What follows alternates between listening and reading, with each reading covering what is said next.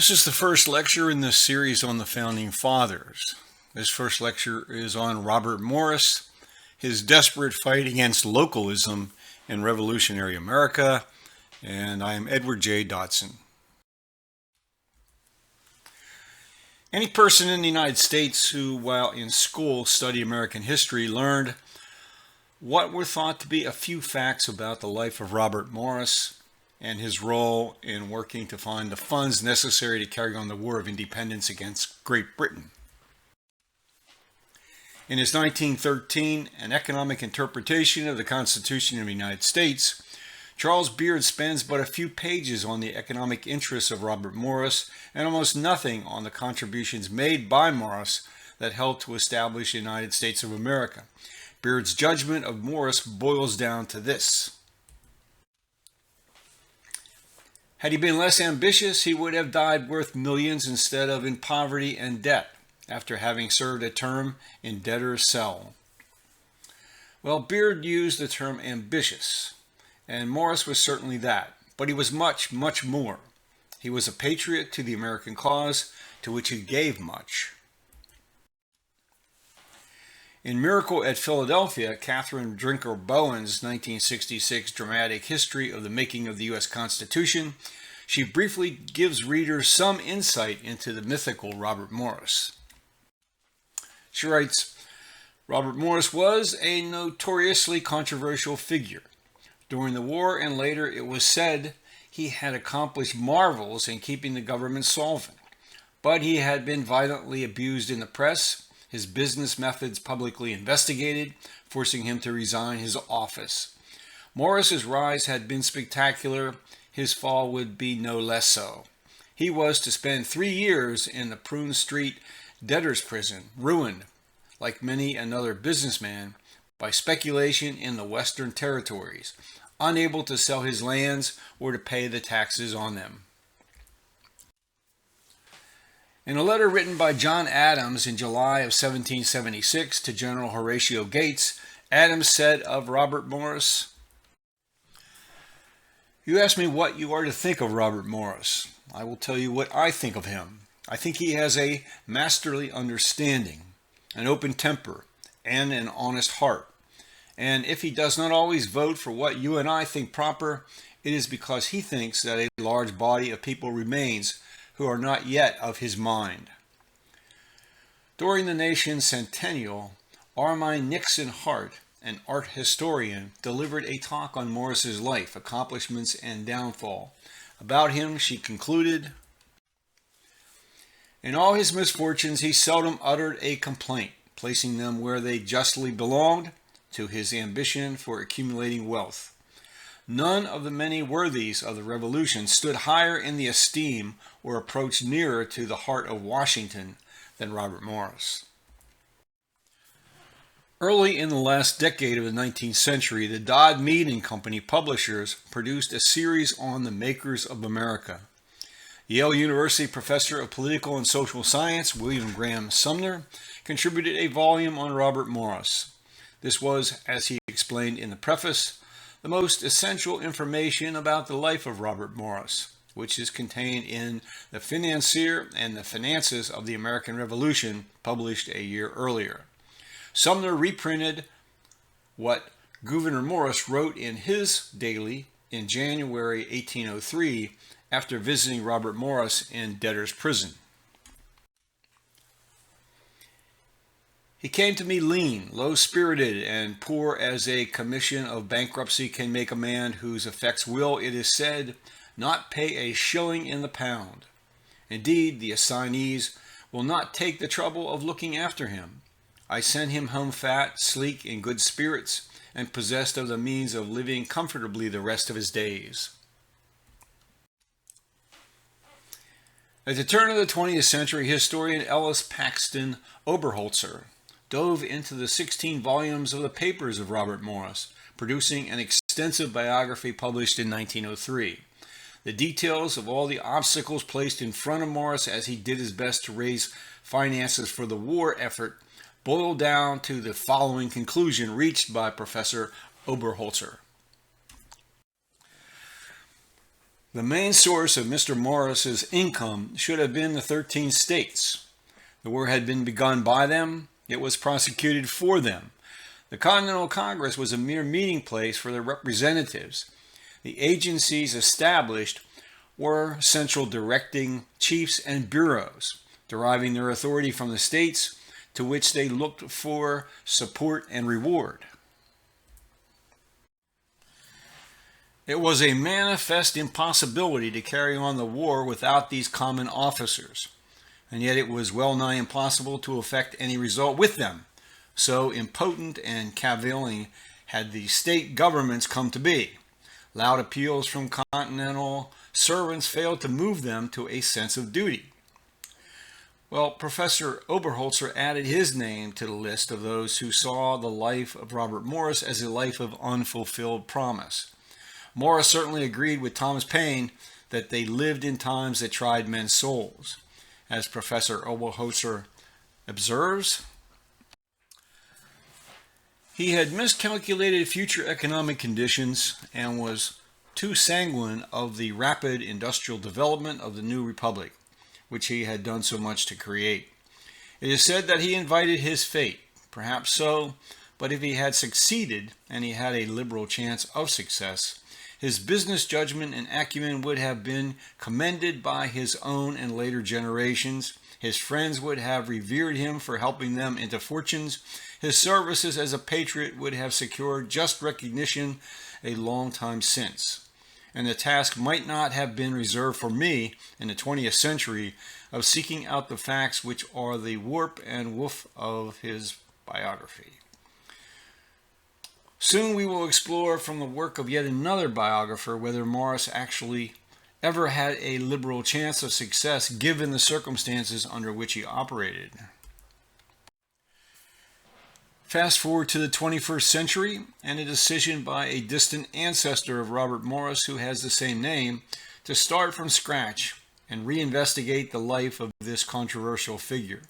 The result is a 2022 book published by Trine Day titled Robert Morris Inside the Revolution.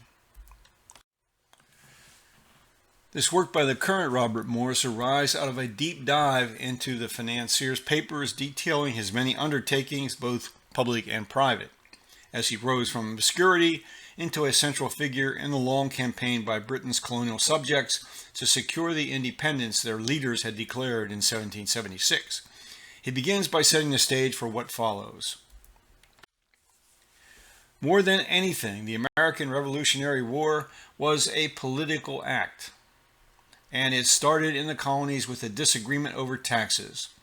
For the British government, the tax question escalated into a question over their authority, and the king's pride was at stake.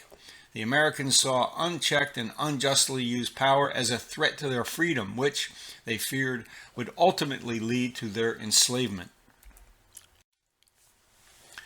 To a degree not experienced in the British Isles, on the European continent, or in that portion of the Western Hemisphere held by Spain or Portugal, Britain's colonial subjects for a century and a half experienced a condition described in 1924 by historian Charles M. Andrews as salutary neglect. He wrote, England imposed heavier restrictions upon colonial trade and levied heavier customs duties at the home ports, but she interfered rarely in the internal affairs of the colonies and concerned herself scarcely at all with matters of immigration, state aid, and maintenance. All of that changed as a result of Britain's long war with France to secure complete imperial control over the Atlantic Ocean fisheries, the Great Lakes, entry to the interior through the St. Lawrence, and the vast Ohio River Valley leading to the Mississippi River and the port of New Orleans. This was the world into which Robert Morris was born on the 31st of January 1734 in Liverpool, England. While still quite young, his mother died and he was essentially raised by his grandmother. His father had gone to North America to work for the Liverpool merchant in Maryland as a tobacco factor. Robert eventually joined him. A brief period of tutoring in formal subjects followed before Robert began work for a Philadelphia merchant. Robert was soon on his own as his father died of an accident in 1750.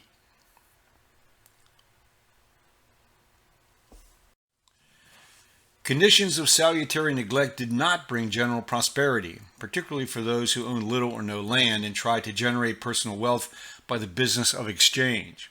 Our biographer, the current Robert Morris, reminds us of Philadelphia in the 1750s. Economic life was unforgiving in this colonial town.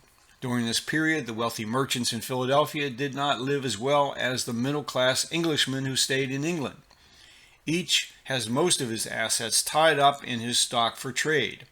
In 1760s Philadelphia, only about 10% of the people with taxable assets over 300 pounds were merchants.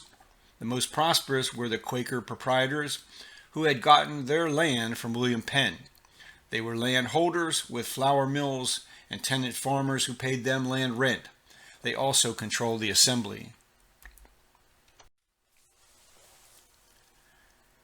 By the time the 7 Years' War with France was well underway, Robert Morris was taking on additional responsibility working for Willing and Company. It was Morris's job to conduct the transactions for the company while ships were in foreign ports and to manage the finances for the voyage. This meant risking life and limb sailing the contested Caribbean Sea. As every historian of the period observes, Britain's North American colonies absorbed an almost endless stream of immigrants seeking opportunity, many coming as indentured servants, then after their term of servitude ended, ventured out on their own. Our current biographer provides a statistic that reveals much.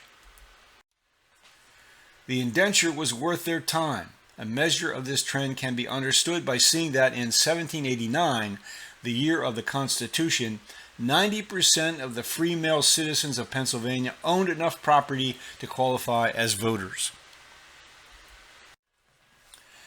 War with the French cut off this labor supply from Britain and Ireland. Thus began an increased importation of captured and enslaved Africans.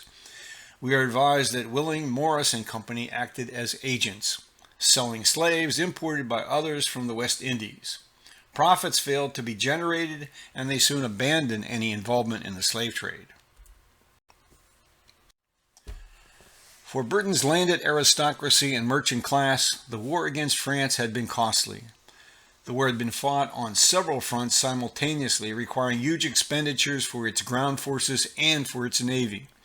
To defend newly acquired territory in North America, a permanent military presence was now required. British authorities thought it was perfectly reasonable for their colonial subjects to pay for their own defense. Their subjects saw things quite differently. Morris and his partner joined the resistance, and Robert Morris emerged as a spokesperson. The Crown's tax collector resigned, and the hated unused stamps were sent back to England. Our biographer comments, as an organizer supporting this agreement, Morris became known as a local political leader from the business community. The public could see that by helping the resistance, Morris was hurting his own economic interest, and this gave him credibility that could otherwise not be bought. By now, Morris not only owned a residential property on Front Street below Dock Street, he had acquired a farm along the Schuylkill River. The situation deteriorated, causing the Continental Congress meeting in Philadelphia on the 20th of October 1774 to pass a second non-importation agreement. Morris urged continued but peaceful protest. After the fighting at Lexington and Concord, Morris commented philosophically, "Poor America, this is the beginning of troubles, but it is better to die bravely than to be starved by pickpockets." Willing, Morris and Company owned over 20 ships that carried cargo to far-flung ports. They now started a bank, a short-lived venture once British authorities discovered its existence. Once George Washington was given command of the new Continental Army, Morris, we are told, also continued his efforts to make war unnecessary by supporting John Dickinson's olive branch petition. This petition was signed in July by members of Congress and taken to England by William Penn's grandson on behalf of the colonies, 1 year before the Declaration of Independence. Morris's standing in the community continued to rise, and in October of 1775 he was elected to the Pennsylvania Assembly. Morris was soon appointed to a 3-man Marine Committee charged with finding ships. He also joined the Committee of Secret Commerce, charged with finding, paying for supplies, and getting them to where they were needed. Only Morris and one other member were actually merchants who knew anything about how to get these tasks accomplished. The attitude of most members of Congress toward the merchants is represented by what John Adams wrote. When almost every public department among you is filled, as I am informed, with men of rapacious principles who sacrifice the commonweal to their private emolument, what good can be expected from the wisest institution? Our biographer explains how commerce was actually funded at a time when the Continental Congress had no direct taxing power and depended on the states to contribute needed funds. Merchants used their ordinary modes of business in their efforts to provide war supplies. They treated Congress like any other customer when they loaded goods and financed voyages. This was their version of fairness. It was common for these private men of business to finance a government cargo in anticipation of repayment if the goods were needed and cash was in short supply. The landed gentry in Congress relied on the merchants for the ships, credit, and contacts that provided the only lifeline for the revolution. Whatever war effort there was going to be depended on finances. The Continental Congress had no storehouse of gold or silver bullion with which to mint its own coinage. The coins in circulation were mostly of Spanish or Portuguese origin. Each, now independent and sovereign state, issued its own paper currency as needed. As during wartime anywhere, supplies of many necessities became scarce, prices increased and continue to increase, creating a feedback loop of more paper currency issuance. Based on a design by Benjamin Franklin, about 6,000 of these silver coins were stamped in New York City early in 1776. Circumstances certainly prevented any serious consideration of the warning provided during the 16th century by the English merchant and financier Thomas Gresham. In a paper on Gresham, economist George Selgin writes, Gresham observed that good and bad coin cannot circulate together. The statement was part of Gresham's explanation for the unexampled state of badness that England's coinage had been left in following the great debasements of Henry VIII and Edward VI, which reduced the metallic value of English silver coins to a small fraction of what it had been at the time of Henry VII. Owing to these debasements, Gresham observed to the Queen that, quote, all your fine gold was conveyed out of your realm. The first printing of the Continental dollar occurred at the end of July 1775, with currency nominally valued at $6 million. These were perceived much the same as greenbacks issued during the war between the states. Holders of the paper currency were promised that silver coinage equal in weight to the Spanish dollar would eventually be minted in order to retire the paper currency from circulation. That promise was insufficient to prevent the Continental from almost continuous depreciation. By the end of the war, the Continentals had become worthless. The fact that the British were able to produce counterfeit Continentals only hastened their loss of exchange value. The 13 American currencies each had different exchange rates with the British pound. Prices of the same goods varied from state to state, which acted as an incentive for producers to find a way to get their goods to the state with the most favorable exchange rate, or put their good onto ships headed for ports where payment would be made in silver. Unlike most other colonies, Virginia's currency could be used to pay taxes, and Virginia laws provided that set amounts of tobacco, corn, flax, or hemp could be used to satisfy one's tax obligations. We must keep in mind that throughout the War of Independence, there was no delegation of sovereignty by the states to a central government. The Articles of Confederation were only agreed to because there was no enforcement clause and no police powers granted to the Continental Congress. Leading figures in each state anticipated that once independence was achieved and a treaty of peace signed with Britain, the Union would be dissolved or at least significantly weakened. Just how Robert Morris and his fellow merchants persuaded the sellers of needed goods to accept whatever currency he offered in payment speaks almost entirely to the reputation of these individuals. The risks were becoming more extreme every day. The challenge to America in 1776 was to supply the army without generating oversized debts or falling prey to other nations through excessive entanglements or deals made from a weak position. Morris used his roles as the chairman of the Secret Committee and a leading member of the Committee of Secret Correspondence and the Marine Committee to operate a system of getting supplies without compromising the future of the nation. Making this work was some trick.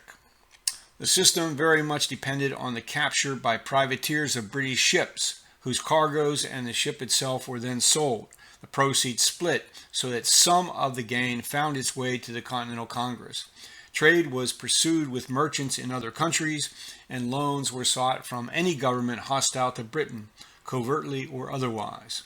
To the extent he could direct policy, Morris wanted the limited number of armed vessels to protect commerce rather than exchange British warships in battle. Morris also led the effort to find and appoint competent people to executive positions in governmental departments.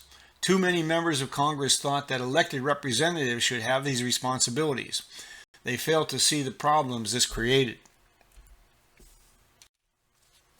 Some congressmen took on too much work to do all of it well.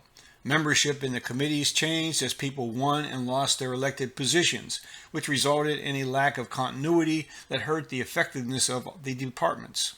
Also, long distances and slow transportation caused many members to be absent from Congress for extended periods.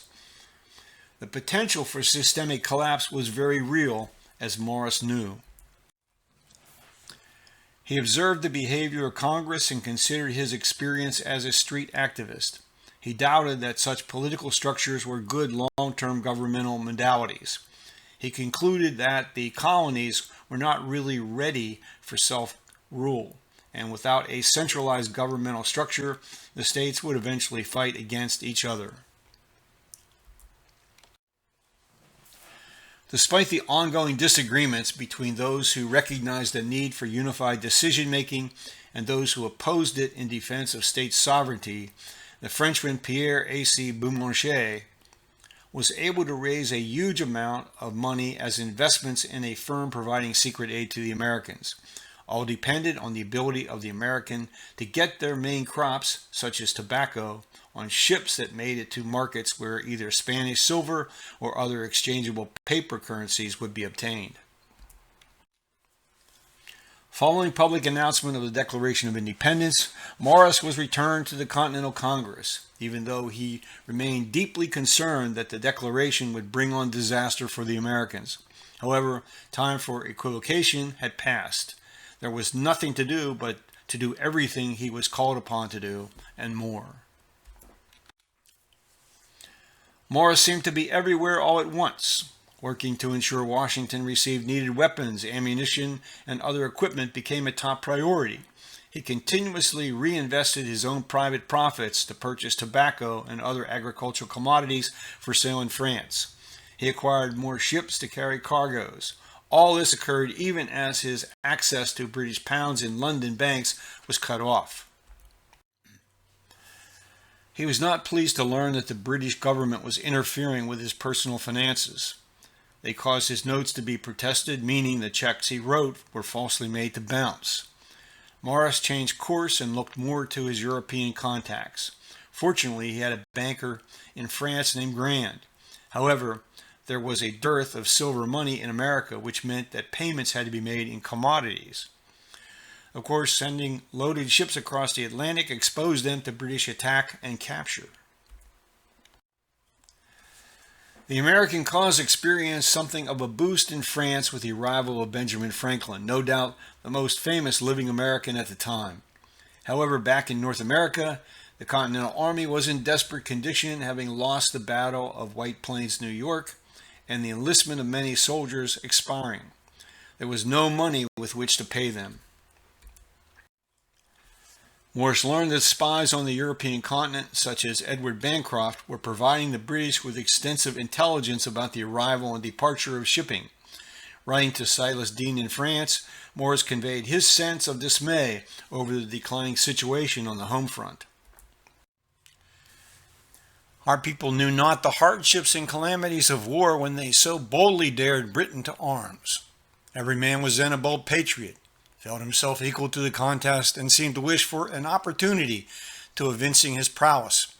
But not when we are fairly engaged, when death and ruin stare us in the face, and when nothing but the most intrepid courage can rescue us from contempt and noise, shrink coward-like from the danger, and are begging pardon without striking a blow. At Benjamin Franklin's instruction, Silas Deane invited Edward Bancroft to France in an effort to gain intelligence about what the mood was in England. Bancroft made the trip, but was arrested on his return. Bancroft saved his own life by agreeing to work for British counterintelligence. Historians conjecture whether Franklin knew Bancroft was working for the British and purposely leaked confidential documents revealing France's strong support for the Americans. Continuing to face funding shortfalls, Congress decided to issue interest-bearing bonds in an effort to raise cash. They were referred to as loan office certificates. When the bonds failed to sell, yielding 4%, and Morris proposed increase in yield to 6%, the measure failed to obtain approval. Morris had great faith in the resources of America, and he believed that American products would provide the means to pay for the interest and the war, and by selling their products, the South should become rich.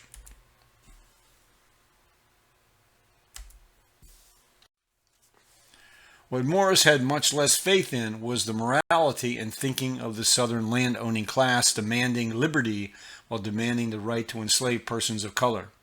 Few among them embraced the principles of federalism, let alone a national democratic republic. Clearly, it was not inevitable that the United States would become united as a single nation.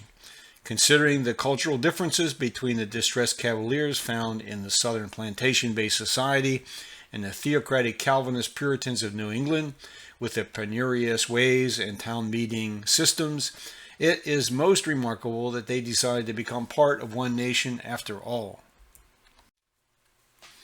By 1778, Congress had essentially given up trying to get the states to raise taxes and channel funds upward to support the war. Benjamin Franklin's political cartoon from 1754 accurately depicts the extent to which the states were committed to one another. The money desperately needed by the Army and Navy would have to come from somewhere else.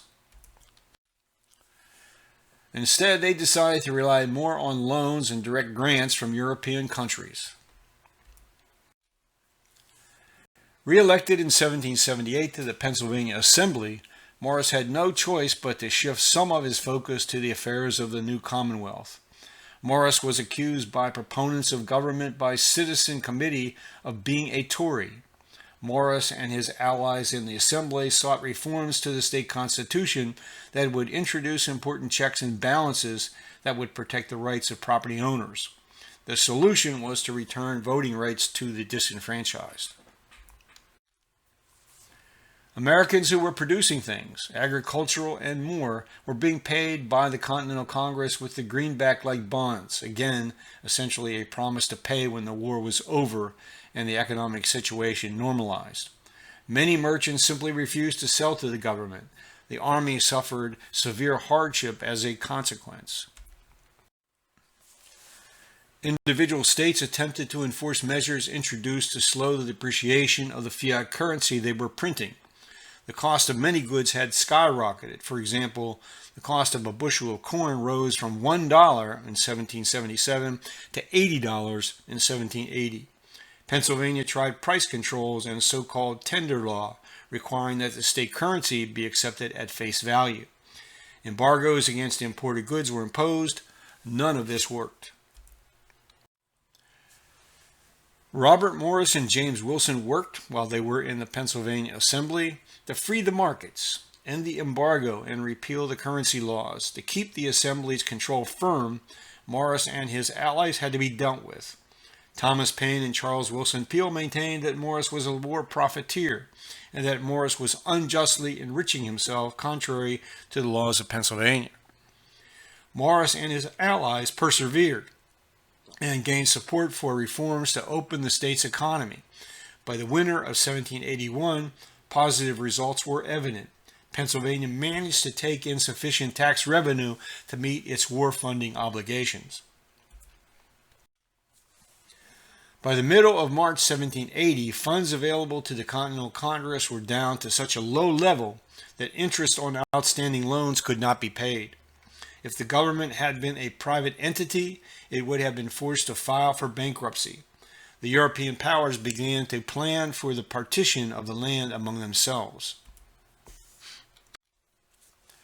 The members of Congress finally faced the reality of the failed committee system and appointed Robert Morris superintendent of finance.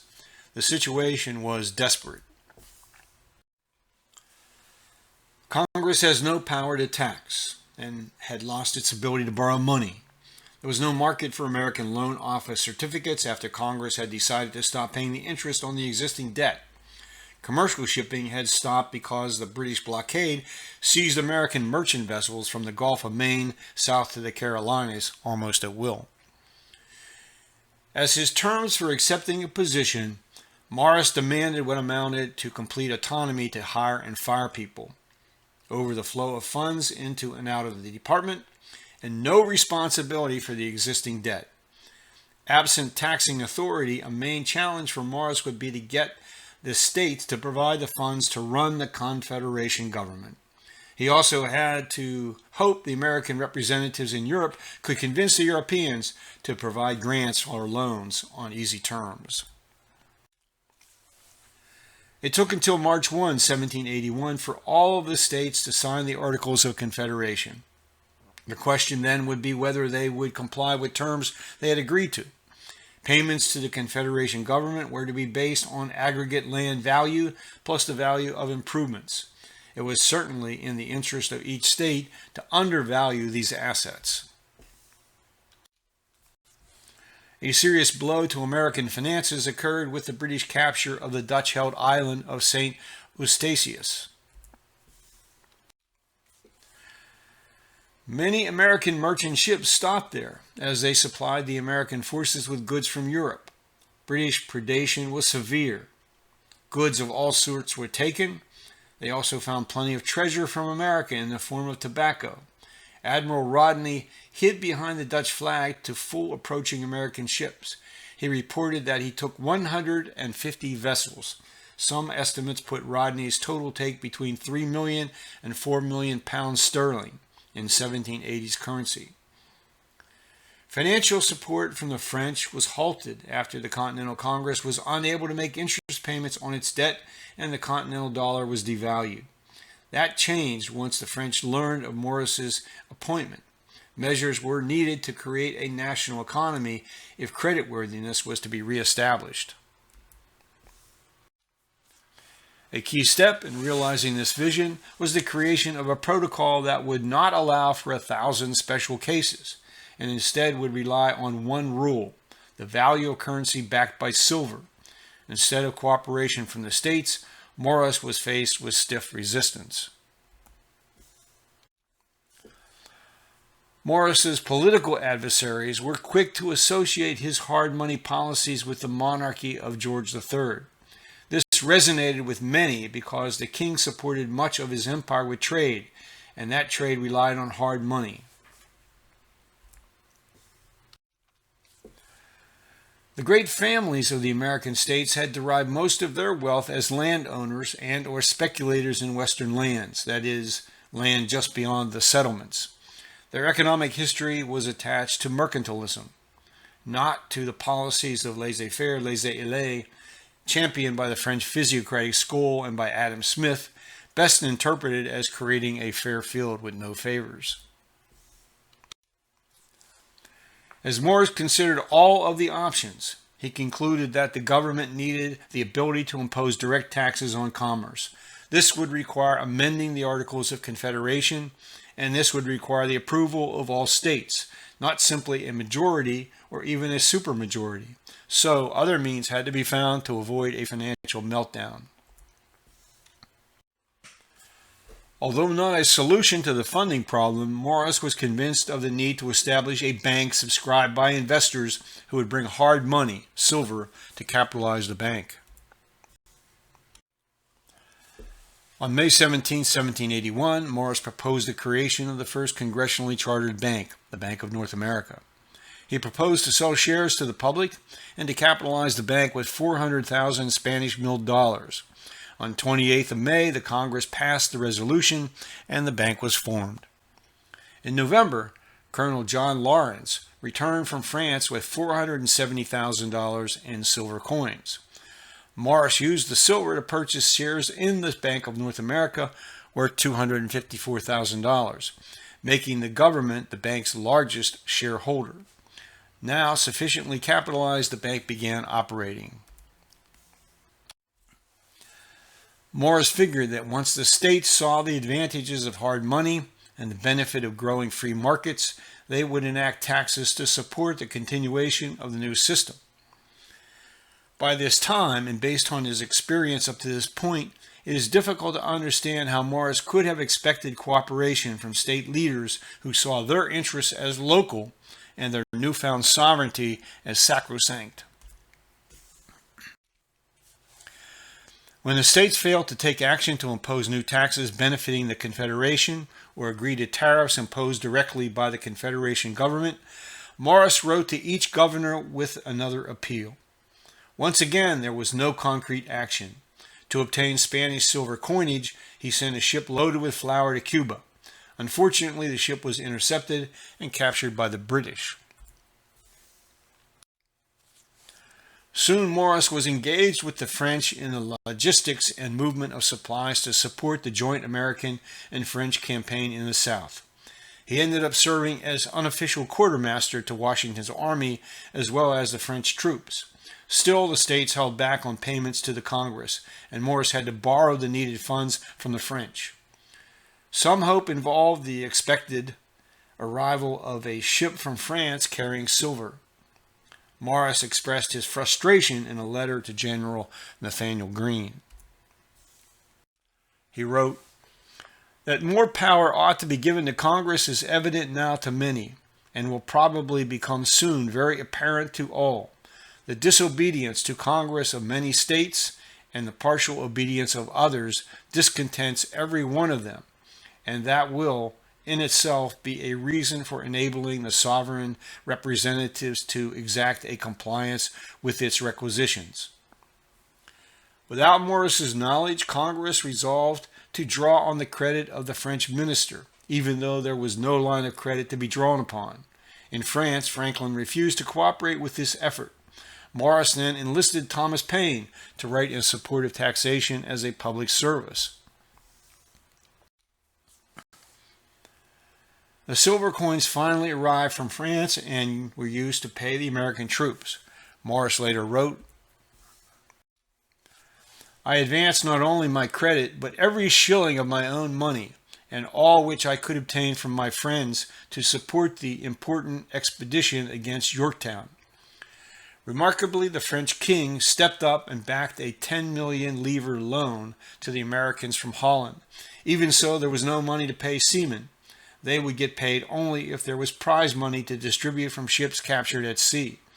This Morris encouraged as an important source of needed revenue. To Benjamin Franklin, he summed up all that had come and gone. A revolution, a war, the dissolution of governments, the creating of it anew, cruelty, rapine, and devastation in the midst of our very bowels. These, sir, are circumstances by no means favorable to finance. The wonder then is that we have done so much, that we have borne so much, and the candid world will add that we have dared so much. An examination of how a people scattered across a huge territory had responded to the crisis convinced him that America was too large an area to have a single, all-powerful central government. Victory at Yorktown changed the nature of the war, but the war did continue. Early in 1782, Morris sent 2 ships loaded with flour and iron to Cuba, charged with bringing back silver coins, some of which would further increase the government's ownership of shares in the Bank of North America. Capitalized with silver coins, the bank gradually generated confidence. Morris's reputation and the creation of a private bank outside the pressures of political forces made a potent combination. Together, they established that the United States government and foreign governments could rely on the notes drawn on the new bank without fear of inflation. The bank was able to make that value stick, initially on the basis of Morris's reputation, then on the silver in its vaults, then because of the quality of loans they made. Robert Morris and Gouverneur Morris then worked on a plan to introduce a national monetary unit that would be accepted across state boundaries. They proposed establishment of a mint to stamp the new coinage, and Congress gave its stamp of approval on the 21st of February. For reasons not difficult to foresee, the mint was delayed until 1792, after adoption of the U.S. Constitution. In the meantime, the states had to be pushed as hard as possible to contribute their fair share of revenue under the terms of the Articles of Confederation. By the middle of April 1782, Morris had appointed tax receivers in most states. Alexander Hamilton had reluctantly accepted the position in New York State. He instructed them that if all else failed, they should provide the issues to the newspapers for public consumption. Americans in New York City were engaging in illegal trade with the British, one result of which was the depletion of the Bank of North America's silver reserve. In response, the bank stopped making loans and cashing notes. Just in time, a new loan of 6 million livres was approved by the French.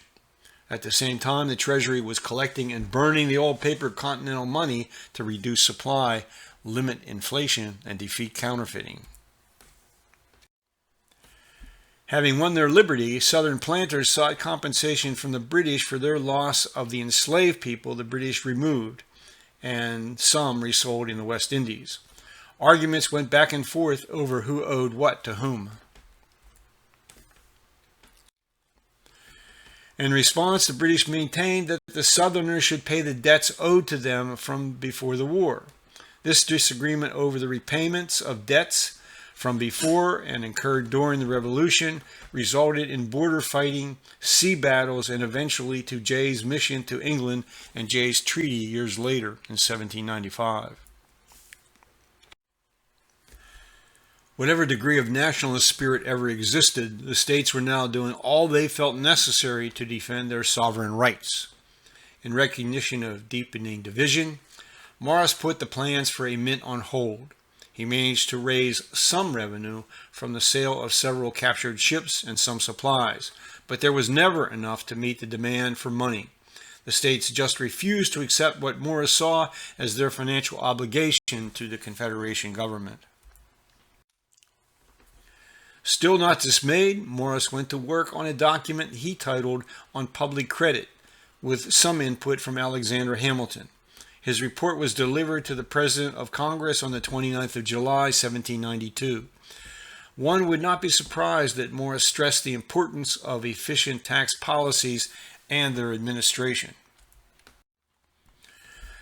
In every society also there must be some taxes because the necessity of supporting government and defending the state always exists.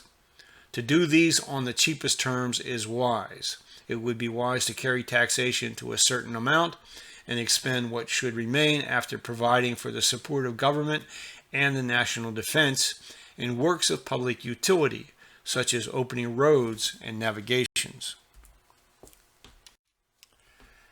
He sought a land tax as a way to raise revenue that would not overburden the small farmer, but would force the large landholder to incur a high cost for the idle lands. He reasoned this would break up land monopolies and increase the development and productivity of existing properties by making property available to more people for cultivation in small farms.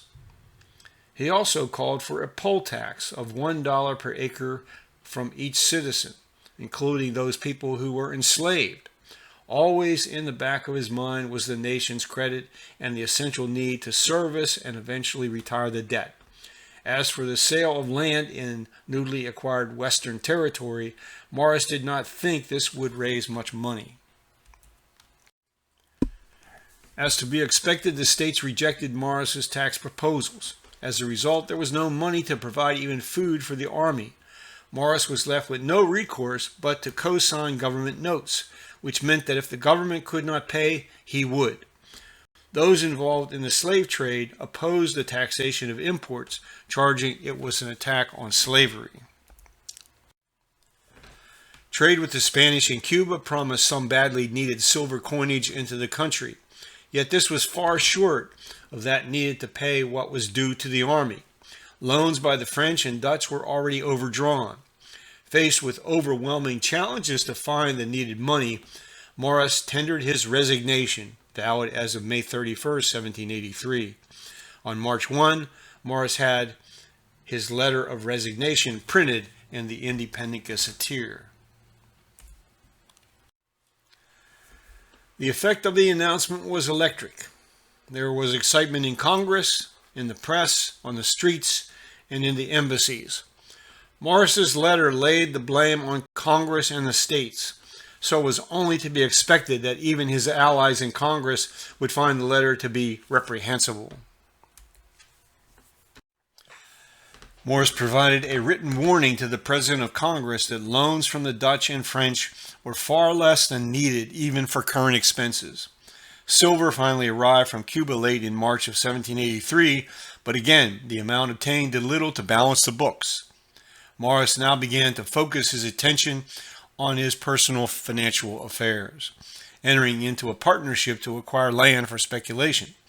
His optimism that land values would now begin to climb and keep climbing set the stage for his eventual downfall, as described by historian Barbara A. Chernow. To restore his financial security, Morris turned his attention almost exclusively to the expansion of his land holdings. By 1790, he was convinced that land values would spiral upward. The expanding seaboard population hungered for Western lands, which would also attract European settlers. Although Morris had limited cash reserves with which to finance these purchases, he still had significant domestic and foreign credit resources. He had neither the desire nor the funds to develop the land and sell it to individual settlers, a slow and cumbersome process. Instead, he wanted to dispose of his holdings in large tracts to other speculators for a quick profit. At least some members of Congress were desperate not to lose Morris at this critical time. That said, Morris could expect no support from the landed elite motivated to protect their privileged position. Even so, he had much to risk by leaving, because there was no reason to believe the Continental Congress would protect him from the financial exposure he had. The bank, his friends, his contracting system, and his money all pulled him back into government service, but only if Congress would support his work and limit it to settling the business of his time in office. Despite an absence of the assurances he asked for, Morris announced on May 3rd that he would remain in office in an effort to untangle his personal exposure, as well as find some type of solution to the nation's skyrocketing national debt. As Morris was laboring to wind up the business of the Office of Finance, there were a number of matters to be dealt with: feeding the army, paying the soldiers, selling off of the ships, closing the hospitals, settling the prisoner of war issues, administering naval justice, covering the loans, settling the state debts, raising revenue, and opening trade with other nations. There was little Morris could do to deal with all of these challenges, and with the formal signing of the peace agreement, any cooperation from the states disappeared. Despite all that was pressing in on him, Morris continued to think about the nation's future. He entered into an exchange of views with Thomas Jefferson on the nation's future money. He also disagreed with Jefferson's proposed proportion of gold to silver. Morris was worried that if gold became the basis of the currency, then it would be easily exported to England and ultimately substituted with English light gold, which was of less value. Morris favored silver as a way to keep the hard currency in America. Pennsylvania still held Morris in high esteem, as evidenced by his re-election to the Pennsylvania Assembly in the election of October 1785. Morris was then appointed to attend the Annapolis Convention and the Constitutional Convention in 1787. The Confederation survived until the states would finally come to a recognition that a much stronger federal authority was required to secure the future of their union. They reluctantly yielded absolute sovereignty to laws consistent with a written constitution. The preamble to that document begins not with the words "we the states," but with "we the people." Morris contributed to the nation's financial solvency in an unexpected way. In declining George Washington's request that he join the cabinet as Secretary of the Treasury, Morris recommended Alexander Hamilton for the post. Lance Banning succinctly judges the outcome. Hamilton's design for national greatness may have been complete in its essentials when he made his first report. Certainly his funding and assumption program was intended from the first to further major economic and political goals as well as narrowly financial ones. Like Robert Morris, Hamilton believed that proper management could turn the public debt into a positive advantage for the country. In effect, by simply pledging that specific revenues would regularly pay the interest on its bonds, the nation could anticipate and in the very process could ensure its future greatness. And with that, I leave it to you to evaluate the contributions of Robert Morris. How essential was his work in the establishment of the United States of America to the longevity of this republic and the democracy on which it was ostensibly built? Thank you.